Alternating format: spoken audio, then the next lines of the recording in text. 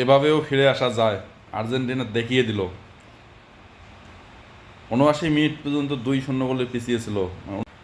৭৯ মিনিটে Romero head করে অসাধারণ একটি গোল করলো। তারপরে ৮৩ মিনিটে মেসির দুর্দান্ত গোল।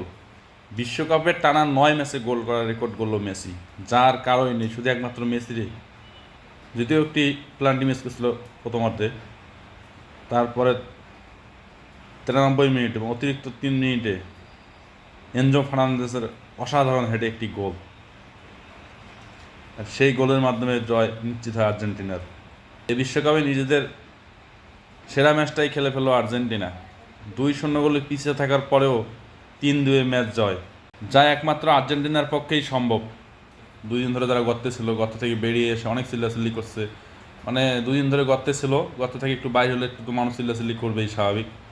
সেই চিল্লাচিল্লি করছিল, বাট ৯৩ মিনিট পর্যন্ত ছিল। ৯৩ মিনিট পর আবার তারা গর্তেই চলে গেছে, এখন আর তাদেরকে খুঁজে পাওয়া যাচ্ছে না। যাই হোক, দিন শেষে আমরা জয়, আর্জেন্টিনার জয়। দেখা হচ্ছে কোয়ার্টার ফাইনালে।